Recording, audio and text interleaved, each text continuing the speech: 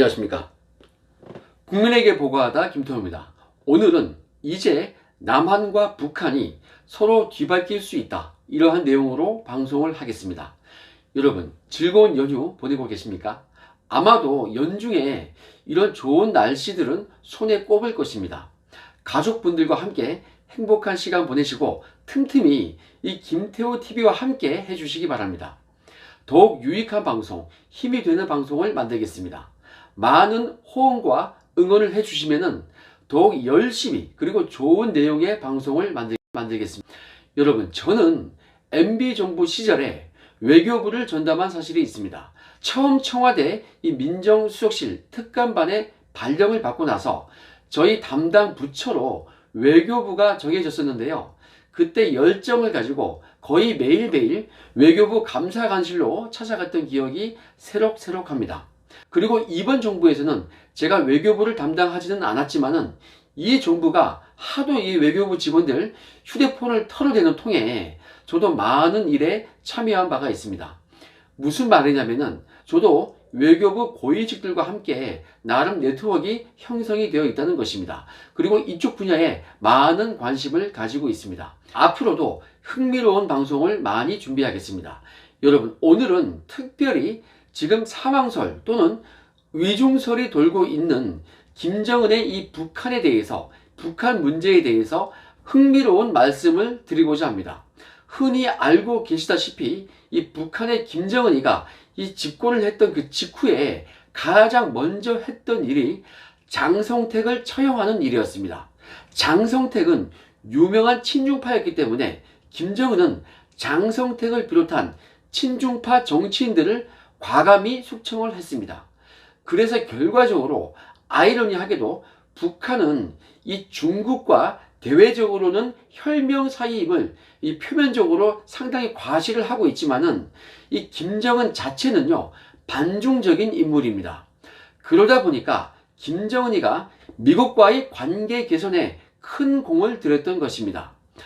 김정은이가 트럼프와 정상회담을 하고 나서 결렬이 되고 나니까, 그리고 나서 얼마나 그 실망감을 크게 드러냈습니까?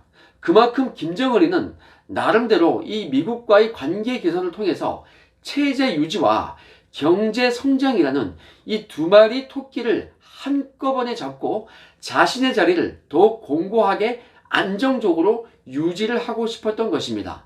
또한 트럼프는 자신의 재선 가도에 이 북한의 핵 위협이 낮아졌다는 그러한 성과를 내세우기 위해서 김정은이 미사일을 쏴대더라도 달래가면서까지 그렇게 최근까지도 관계를 좋게 유지를 해왔습니다. 북한과 그리고 김정은과 좋은 관계를 유지하고 있다면서 아주 긍정적인 단어를 써가면서 나름 노력을 해왔습니다. 자, 여기에서 다시 한번 관계 정리를 한번 해보자면요, 북한은 오히려 반중에 가깝고 친미를 통해서 독재와 이 경제 성장이라는 두 마리 토끼를 잡고 싶어 한다. 한마디로 친미란 얘기죠. 그리고 미국은 반중이라는 측면에서 북한과 통하는 면이 있다. 그래서 그 토를 그동안 달래왔던 것이다. 자, 결론적으로 미국은 반중 친북 정책을 썼다고 저는 그렇게 해석을 하고 있습니다. 자, 그러면 우리 대한민국은 어떠했습니까? 친중, 친북 정책을 우선시했다고 말씀을 드리고 싶습니다.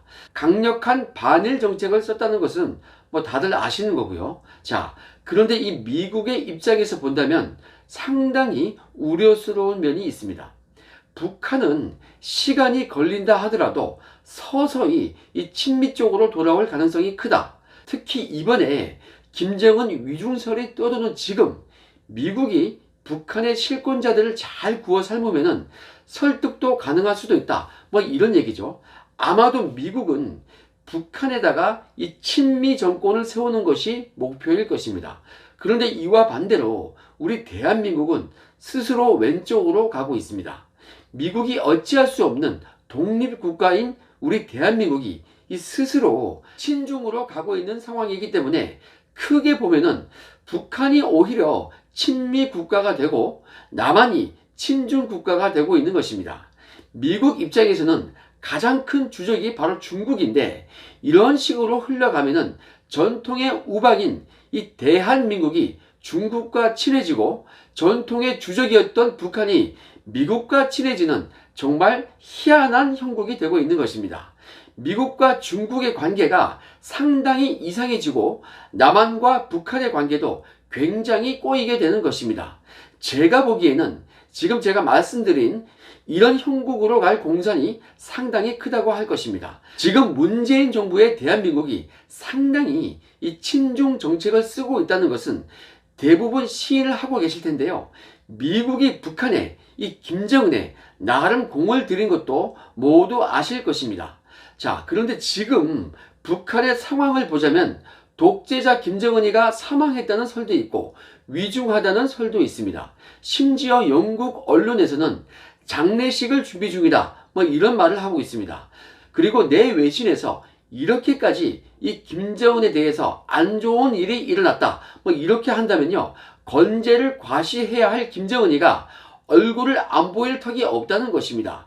심지어 이 주변 국가들이 군사훈련을 하고 있음에도 불구하고 북한이 맹비난을 하지 않는 것을 보면 분명히 병고가 있다는 설이 매우 설득력이 있어 보입니다. 자, 최근 원산에 김정은의 요트가 보이니마니, 전용 열차가 보이니마니 이러한 말들이 많이 있는데요. 저는 이것들 역시 페이크다, 위장이다, 이러한 판단이 굳어지고 있습니다. 여러분, 지금 상황에 대해서 아마 미국은요, 가장 정확한 정보를 보유하고 있을 것입니다. 제가 판단하기로는 지금 미국은 강물에 떠있는 오리와 같은 형세로 보입니다. 겉은 평온한데 한강물 밑에 있는 이 오리발은 거침없이 굉장히 빠르게 움직이고 있는 것입니다. 지금 미국은 북한에 심어놓은, 어찌 보면 이미 매수까지 해놓은 북한 고위층을 통해서 친미 정권을 만들기 위해 부단히 노력 중일 것이라고 생각이 됩니다.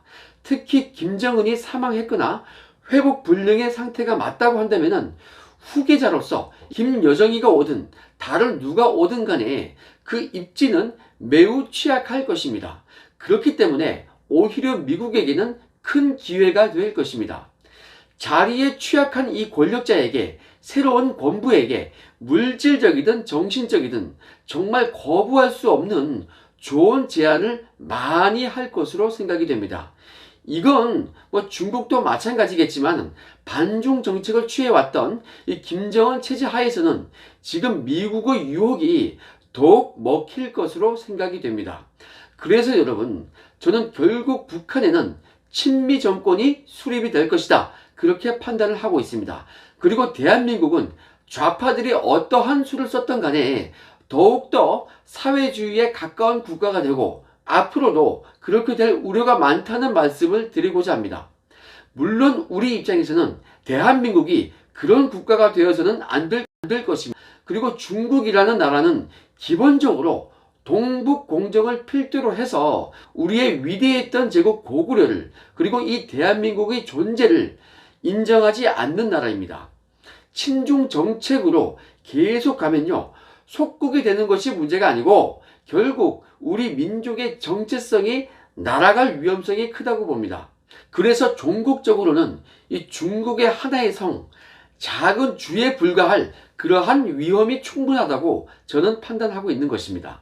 여러분, 우리가 이렇게 친중 정책의 나라, 사회주의적 색채가 강한 나라, 그런 나라 우리가 용납할 수 있겠습니까? 기본적으로 우리는 미국, 일본과 같은 이런 전통적인 우방과의 탄탄한 관계 속에서 확고한 안보를 지켜왔고 그 안에서 수출 주도의 경제 성장을 이루어 왔습니다.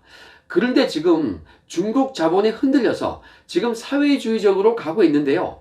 장기적으로 이러한 시도는 우리나라가 전국적으로는 없어지는 그런 위험에 빠지는 길입니다. 아무튼 우리 대한민국은 기본적으로 친미 반중 정책을 써야 하는 것이고 친서구적인 그런 나라가 되는 것이 훨씬 이득이 많다는 것입니다.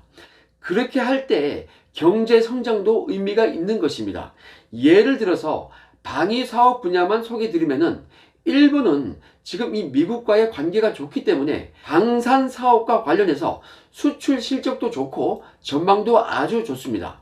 반면 친중 정책을 썼던 우리는요, 오히려 이 방위 사업 자체가 매우 위태로운 상황입니다. 이것은 단지 방위 사업 분야에만 속한 것이 아닙니다. 이것은 예시일 뿐입니다. 아무튼 이 친미 정책보다 친중 정책을 더 우위에 두는 이러한 정책은요, 매우 위험하다는 것이고 장기적으로는 우리 대한민국이 고립되는 길입니다. 그래서 앞으로가 더욱 걱정인 것입니다. 여러분, 북한이 친미 국가가 되고 대한민국이 친중 국가가 되는 것, 이러한 엽기적인 상황을 우리가 두고 봐야겠습니까? 제가 선거 유세 중에도 이런 말씀을 시민들께 많이 드렸습니다. 여러분들은 자녀들이 미국, 영국, 프랑스, 호주, 캐나다 이런 나라에서 살게 하고 싶느냐, 아니면은 쿠바나 베네수엘라, 중국과 같은 그런 나라에서 살게 하고 싶느냐, 제가 이런 얘기를 하면요, 시민들로부터 정말 상당히 좋은 호응을 받았습니다. 여러분, 우리는 후손들에게 쿠바와 같은 그런 나라에서 살지 않도록 그렇게 노력해야 하지 않겠습니까? 2년 후에는 반드시 그런 나라로 돌려놓아야 할 것입니다. 그럼 행복한 하루 되시고요. 오늘 방송은 여기까지 하겠습니다. 감사합니다.